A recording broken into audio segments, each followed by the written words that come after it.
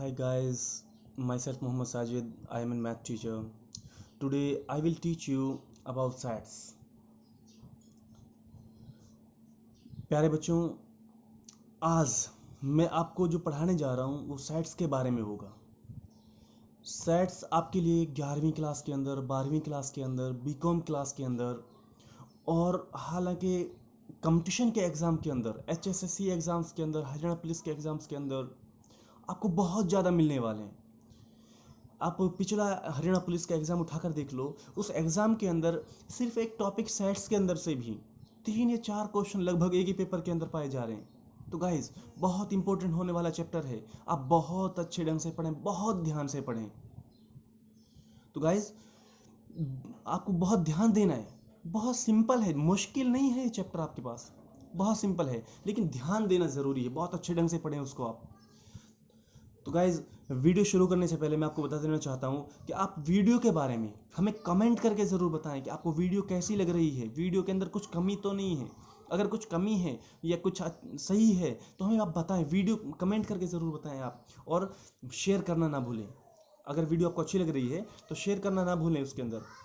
तो please guys, please tell us how you commented by watching our video. Keep watching all our videos, so do not forget to subscribe to the channel and also press the bell icon so that you get information about each of our videos.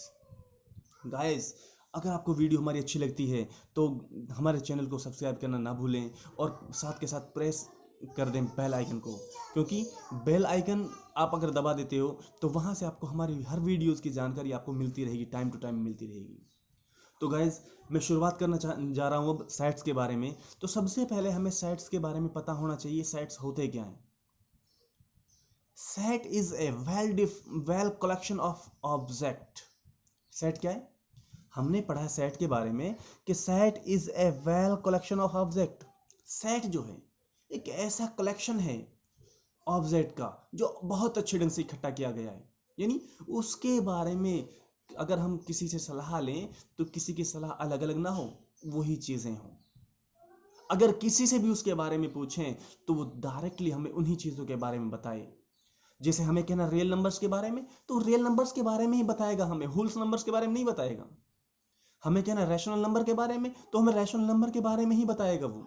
हमें कहना है name of days, दिनों के नाम के बारे में ना, तो दिनों के नाम के बारे में बताएगा वो, हमें मंथ के नाम नहीं बताएगा। मंथ के नाम के बारे में कहना, मंथ के नाम ही बताएगा हमें वो। तो इस तरीके से गाइज जो हमें अच्छे ढंग से एक ही चीज़ को अगर हम बता सकते हैं, अगर अलग अलग हम किसी की सलाह लें तो वहाँ, लेकिन वहाँ पर सभी की जो सलाह है, सबकी जो सोच है वो किसी एक ही चीज़ को रिप्रेजेंट करें, तो वहां पर वो क्या होगा? सेट्स कहलाएगा। क्या होगा? सेट्स। अब सेट के लिए उसका सिंबल होता है। सिंबल क्या है कि इस ब्रैकेट के अंदर ये उसका सिंबल है, इसके अंदर हम कुछ संख्या लिखेंगे तो वो सेट कहलाएगा। ठीक है। और एक चीज और है, सेट में एक एलिमेंट एक ही बार आता है, कि एक एलिमेंट को हम बार बार नहीं लिख सकते।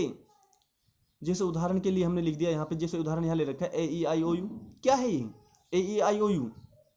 ये आपको पता है कि ये क्या है? वॉवेल्स हैं। क्या है? वॉवेल्स हैं। अगर किसी से भी आप पूछते हो वॉवेल्स क्या है तो आप डायरेक्टली इन्हीं को बताओगे, अरे कुछ और तो नहीं बताओगे। हाँ, जिन चीज़ों के बारे में आप एक्यूरेटली उनके नाम से पता चल जाए, उनकी पहचान से, उनकी खासियत से पता चल जाए कि ये सिर्फ वही चीज़ें हैं, कि ये खासियत सिर्फ उन्हीं चीज़ों के अंदर पाई जाती है, तो वो सेट्स कहलाते हैं। अब जैसे यहाँ कहा कि एक ही चीज़, एक एलिमेंट एक ही बार आता है। अब जैसे मैंने आपसे कहा कि भाई आप अपने स्कूल के 11वीं क्लास के बच्चों का सेट बना के दिखाओ, तो 11वीं क्लास के बच्चों का सेट बना देंगे हम, आराम से बना देंगे। कोई मुश्किल है? नहीं है, क्योंकि हमें गिना चुना वही क्लास के बच्चे मिलेंगे वही। लेकिन अब करना क्या है उनके अंदर हमें दिक्कत आएगी कि कई बार क्या होता है कि एक ही नाम के बच्चे, एक ही नाम के कई बच्चे हो जाते हैं, तो वहां पर क्या करना होता है फिर हम उसको, जैसे मैंने कहा राहुल, 2 राहुल हैं तो एक का नाम रखते राहुल 1, एक का नाम रखते राहुल 2, या एक नाम फादर नेम लगा दिया। इस तरीके से हमें उनको अलग अलग पहचान करके उनको बताना होता है। ठीक है गाइज, तो इस तरीके से हमें सेट को बनाना होता है। अब गाइज मैं आपको पहले थोड़ा 11th क्लास के बारे में, 11th क्लास के एक्सरसाइज 1.1 के बारे में थोड़ा बता देता हूँ कि उसके अंदर इसकी फॉर्म क्या होती है। अब सेट हमें कौन सी फॉर्म के अंदर मिलता है?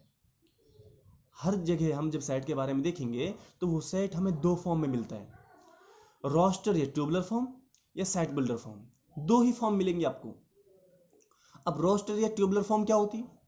जिसके अंदर डायरेक्टली हम एलिमेंट्स को लिख देते हैं, जिसके अंदर डायरेक्टली हम एलिमेंट्स को लिख देते हैं, तो ऐसी शक्ल ऐसी फॉर्म हमें क्या कहलाएगी? रोस्टर और ट्यूबुलर फॉर्म कहलाती है। अब दूसरी फॉर्म है सेट बिल्डर फॉर्म। क्या है? Set builder form. तो ऐसी फॉर्म जिसके अंदर हम डायरेक्टली एलिमेंट्स को नहीं लिखते, उनको एक थ्योरी से रिप्रेजेंट करते हैं। किससे? थ्योरी से। थ्योरी के अंदर लिखते हैं उनको। क्या लिखते हैं कि ये क्या है? जो एलिमेंट है ना, इसको हम एक्स बोलेंगे। क्या बोलेंगे? एक्स बोलेंगे।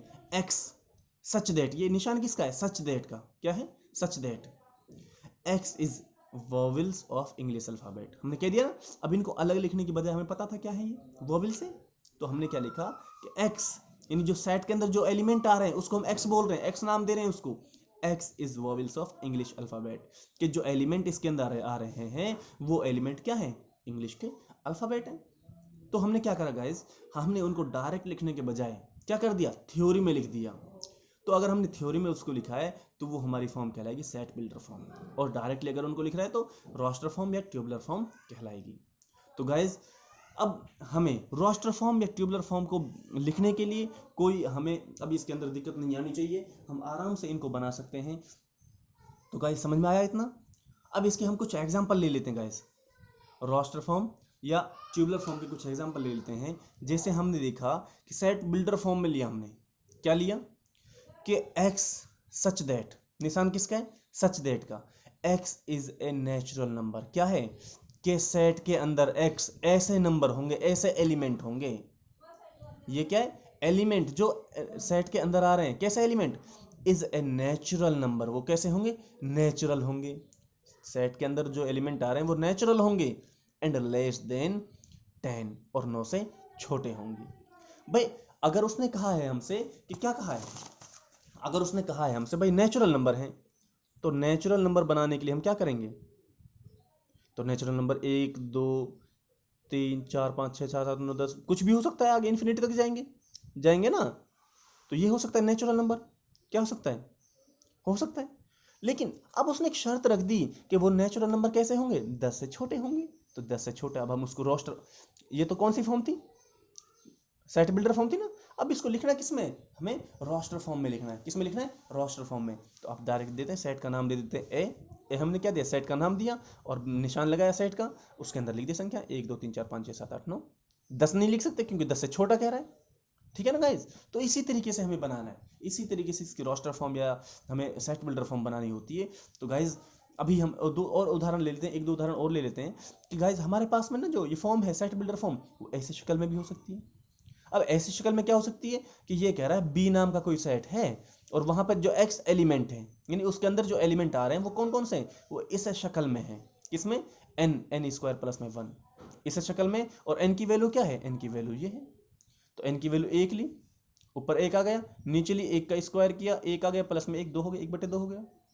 फिर 2 लेते हैं, फिर 2 दूनी 4 और 1 5 हो गया। 3 लेते हैं, तो 3 3 9 और 1 10 हो गया। हो गया ना गाइज? तो इस तरीके से ये तो थी हमारी कौन सी फॉर्म? सेट बिल्डर फॉर्म थी। अब उसको डायरेक्टली वैल्यू में लिख दिया तो कौन सी फॉर्म बन गई? रोस्टर फॉर्म बन गई। तो यही बेसिस के अंदर डिपेंड करता है, यही बिलोंग करता है। ऐसे कुछ और उदाहरण हो सकते हैं हमारे पास में। एक उदाहरण है हमारे पास में अच्छा, अब तो हमने बनाया क्या? सेट बिल्डर फॉर्म से रोस्टर फॉर्म बनाई। अब रोस्टर फॉर्म से सेट बिल्डर फॉर्म कैसे बनाएंगे?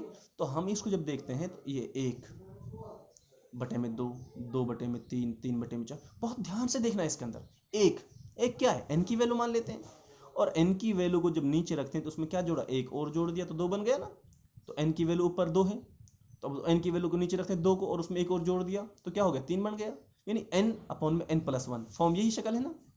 तो इस बनावट के ऊपर माइंड लगाना थोड़ा, बनावट कैसी, आकार कैसा है, फिर उसको नाम दे दो, यहाँ पे थ्योरी लिख दो उसकी। और एन क्या है? एन हमारे पास नेचुरल नंबर है। और कैसा नेचुरल नंबर है? एन हमारे पास ऐसा नेचुरल नंबर है कि वहां पर ए की जो वैल्यू है, एन की जो वैल्यू है वो 1 के बराबर या 1 से बड़ी है, और 5 के बराबर या 5 से छोटी है। या फिर डायरेक्टली ऐसे भी लिख सकते हैं कि एन की वैल्यू 1 2 3 4 5 भी है। ठीक है गाइस? तो इस तरीके से हमें बनाना होता है, बस यही है, और कुछ इसके अंदर अलग से नहीं करना हमें, बहुत सिंपल होता है। तो गाइज एक नई चीज और एक अलग से चीज बताना चाह रहा हूं मैं आपको कि एक है हमारे पास, अगर मान लो कोई सेट हमें दे रखा है, क्या है? कोई सेट हमें दे रखा है, ए नाम का सेट दे रखा है हमें। अब इसके अंदर से किसी एलिमेंट को निकाल कर पूछा जाए कि क्या इस एलिमेंट का इस सेट से क्या संबंध है, तो ये जो निशान है, ये निशान ये बिलोंग्स टू का है, बिलोंग्स टू संबंध, संबंधित। तो हम इसमें से मान लो निकाल लिया, 5 निकाल लिया, तो 5 को क्या लिखेंगे, 5 जो है वो क्या करता है, बिलोंग्स टू ए, यानी ए सेट से बिलोंग करता है, ए सेट के अंदर आ रहा है नहीं आ रहा। तो अगर इसके अंदर ये चीज़ आ रही तो हम लिखेंगे इसको 5 belongs to A, belongs to A. अगर कोई चीज़ ऐसी जो इसके अंदर नहीं आ रही तो उसको क्या लेंगे, डज नॉट बिलोंग टू, क्या लिखेंगे, does not belong to, 6 does not belong to A, लिख देना गाइस। तो गाइस इसी तरीके से आपको यही इस वीडियो के अंदर मैं सिर्फ इतना ही आपको बताऊंगा कि आप यहाँ पे इसके अंदर roster form, tubular form, set builder form, इसी फॉर्म के बारे में सीखें और इसको बनाना सीखें गाइस।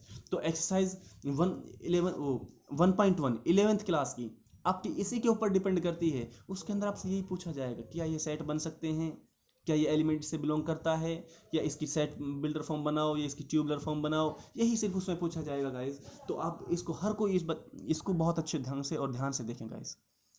मिलते हैं गाइज अगली वीडियो के अंदर। अगली वीडियो के अंदर हम टाइप ऑफ साइड्स और उसकी थ्योरी वगैरह पढ़ेंगे गाइज।